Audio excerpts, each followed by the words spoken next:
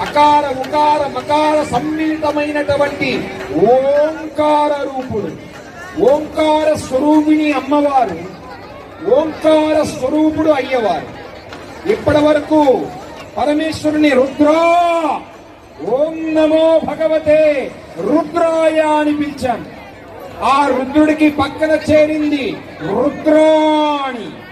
నమస్కారం చేసుకోండి. రుద్రాణి. ఇప్పటి వరకు శర్వుడు అయ్యాడు పరమేశ్వరుడు.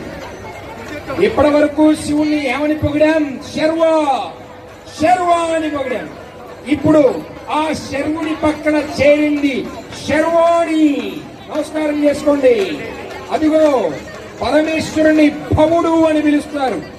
భవాయ దేవాయ నమః. ఆ భవుని పక్కన చేరింది భవాని. శివుని పక్కన చేరింది శివాని.